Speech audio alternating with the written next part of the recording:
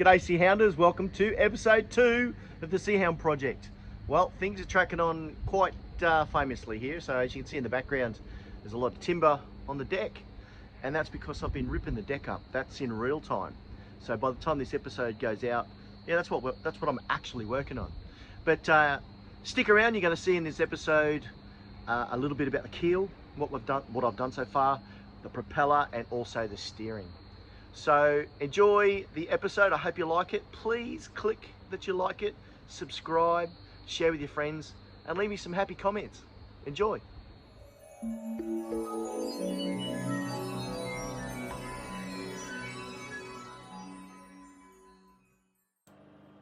Okay, so first up I'm going to apologise for the profile I've got on this. So I've turned the camera sideways. I shouldn't have. I've done it a couple of times for this episode, but I promise this is the last time you'll see it. So here's a unique problem that I've got. Trying to get the shaft straight up for the rudder only goes so far and then it starts to jam.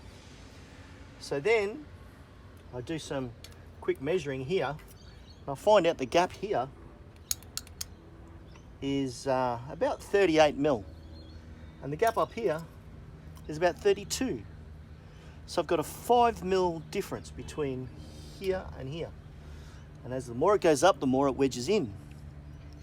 So it leaves me with two thoughts. One is, this isn't the original rudder, or they've done some work and it looks like they've welded the rudder post too far back.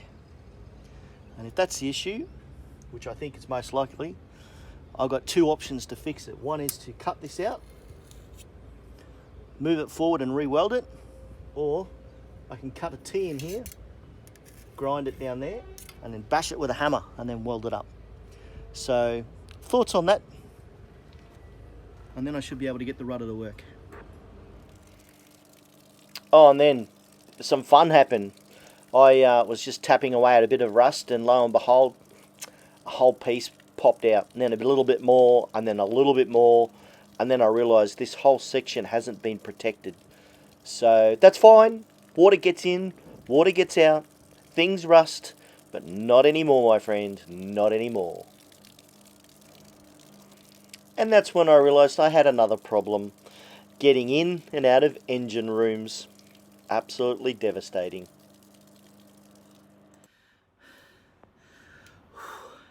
These are the days I wish I was 20 years younger and 20 years more flexible.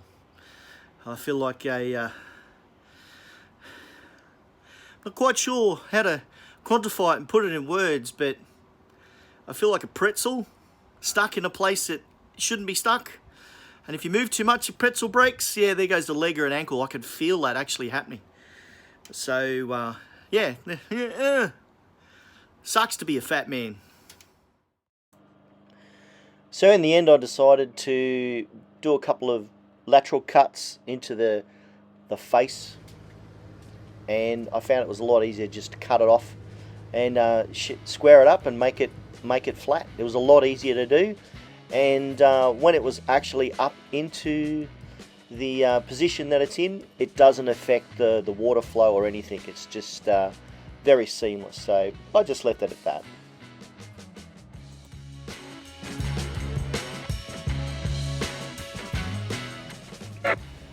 Now as the sun goes down on a beautiful Melbourne afternoon, I thought I'd have a crack at turning the steering wheel, and yeah, it puffed me. It's all set up in such a way that it should flow seamlessly and quite smoothly, but none of it's greased yet, and I'll probably grease it a little bit later, but you can see, it takes it out of me.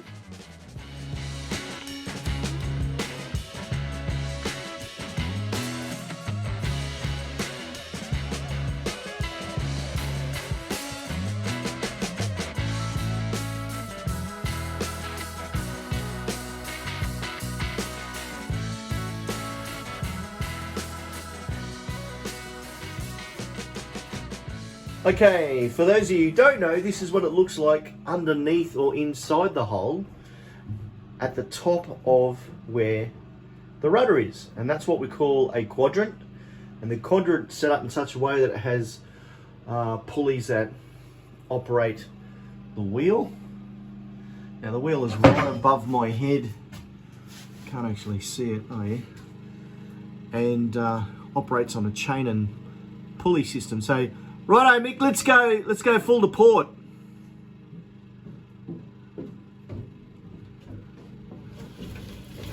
So he's going full to port there.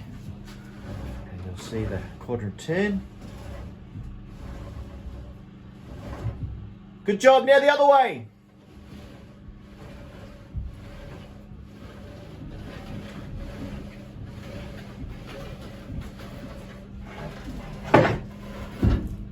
Sweet, now back to the center, which is about 2 full turns. Whoa, too far. Yep, good job. And there we go, there's the quadrant. Morning peeps. Thought I'd start the day with showing you what I did to myself yesterday. So I'm working on the keel. Now this is the keel that's out of the yacht, and specifically I need to get this pin out. And the reason why I need to get the pin out is because I have to upgrade the pulleys that are in it. So I've tried different methods to try and get it off. I've smacked it very, very hard with a sledgehammer, and I've tried to build a frame over the top of it, and I've put a bottle jack in there and I've jacked it up, and that worked to a point where then it broke the weld. So it's more than 5 ton of pressure that's held in there. So out of desperation, I got a little bit annoyed with myself yesterday, and as you can see, the pin here is just recessed about 2-3 mil. So I come up with the great idea of putting a bolt on it, and I smacked the living daylights out of it. I gave it one big hit. Well, what happened next was a shock to me. That bolt shot out from that angle, hit me just underneath the kneecap, and I tell you what, Daddy said a bad word. I'm so sorry, but that hit me at about 100 k's an hour, and I don't know if you could see it at the moment, but this is the result of it from yesterday. But it got me just under the kneecap. Now I thought it broke something, or I thought it was going to swell up really bad, but lo and behold, it's not so bad today. So I guess I'm resilient, but man, did that hurt. I don't think I've ever been hurt so much in my life in one spot. But oh well, back to it. So here's the little injury that I got while I was tapping away to try and break open this deck so I can put some steel patches in there, and you can even see my blood on the deck. Yep, popped the blood blister straight away. I smacked my finger with a hammer between that and a crowbar. And a little bit later, you can see here, it's a few weeks later, smacked myself in the head with an air compressor hose. Yeah, I must make sure that things aren't pressurized when you disconnect them. Otherwise you end up with a lovely bruise. So this is where we are with the keel. So I've got the 3 pulleys out that normally sit on top of that pin there. They were rusted in, and the only way I could get them out was heating up that pin to melt the packing, so they slipped straight off. So I've just had to do the same thing, heat it up again, but this time I've got a bottle jack underneath it and pushing it up.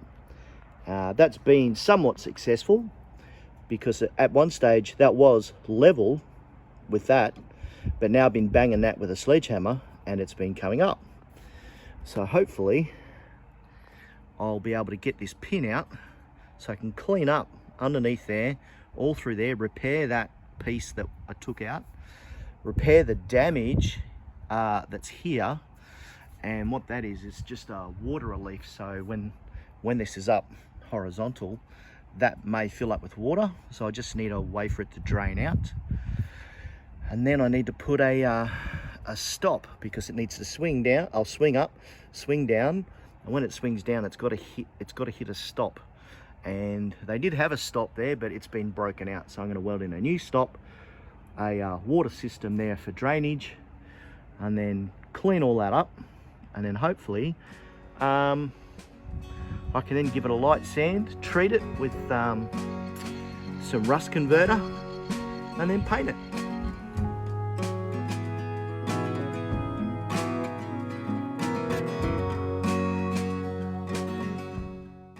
So here's a lovely montage of the keel in different stages as I go through preparing it, cleaning it, grinding it, adding new pieces to it and getting it ready for painting. I painted in 2 different colours so I know which is the first coat and which is the second coat, and in the end it turned out quite wonderful, so I'm pretty proud of that. I'll do a walk around really very shortly and you'll see that, but in a couple of weeks I'm going to put another 2 coats on it just to make sure, and then I'll be able to anti-foul it before it goes inside the yacht itself. So can't wait for that to happen because it's been a long time in coming and I look forward to doing it.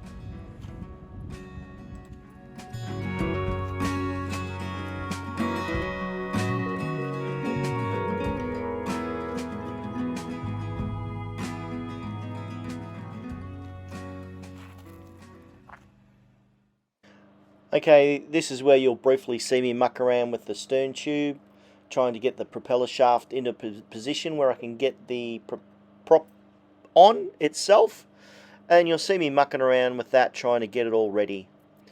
And this process with the straps was me to pull it forward and pull it backwards to get it into or out of the way so I can actually get to the nut and set up the propeller to go on the shaft, so it has to go forward from this position. Woohoo!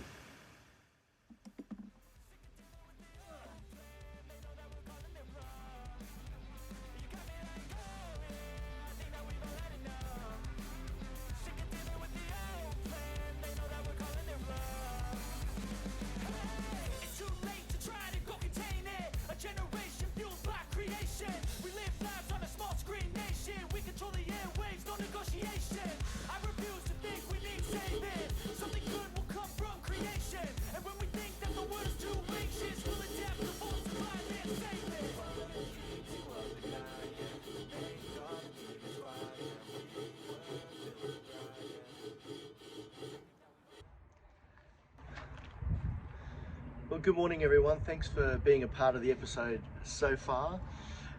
I've come to the part now where I'm going to tie this up and finish off this episode.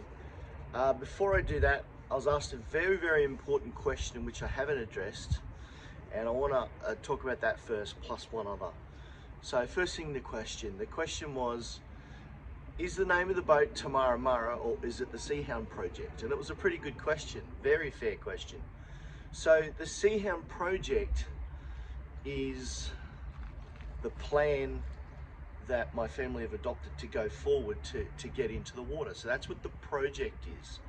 And Tamara Mara is the name of the yacht. Now, the reason why I've decided to keep the name Tamara Mara, I think it's beautiful and it means, it's an Aboriginal word meaning nice place to camp. So I think eventually this will be a nice place to camp. Somewhere on a beach. So I've just decided to keep the name. I think it's beautiful. It will cost a lot of money to change that name during the registration because of its size. It's a registered ship, so I've decided to leave it as it is.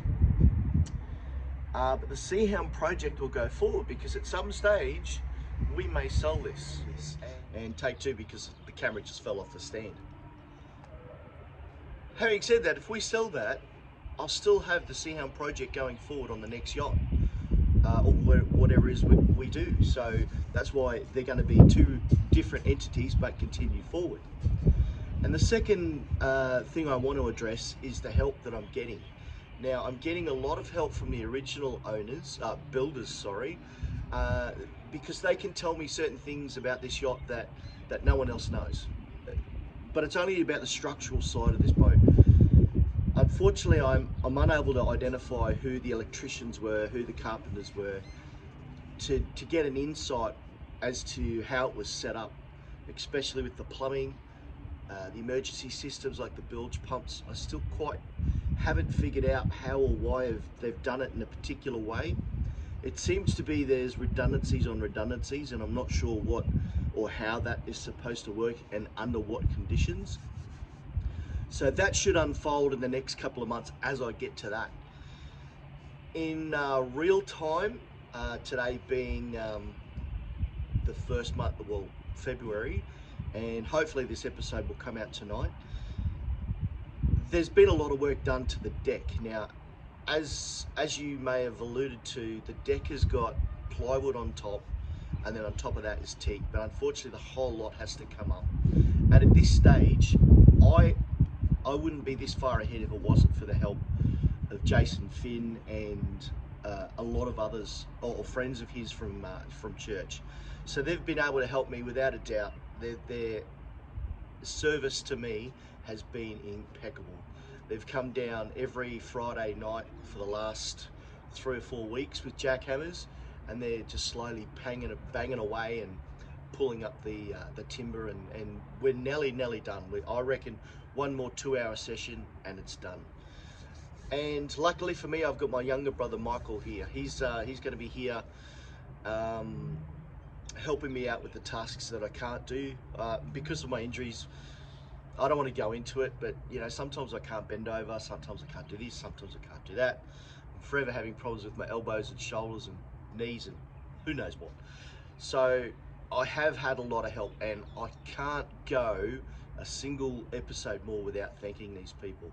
So in the next couple of episodes, you'll see us get to that stage where I've filmed some of the deck and how it's progressing. So we're almost caught up with real time at the moment, and from this point on, or maybe next month or the month after, it'll actually be, you know, real time filming for that whole month. I've had hundreds of hours of filming that I've done up to this stage, and most of it's boring and most of it's looking at my butt crack, so I'm not going to include that because who wants to see that? So this is tying up the end, so thanks very much for being a part of it. Please like, share and subscribe, and leave you some awesome questions. I love the questions that I have been getting. Technical questions, I love those ones too, because it makes me brain think and how I can come up with some pretty decent answers. So hopefully not too long I'll start showing you some really nice footage of the deck getting painted, because at the moment it looks a mess, it really does. But as I progress, I'd like to show the before and after shots, and we'll go from there. So thanks for tuning in, and see you next month.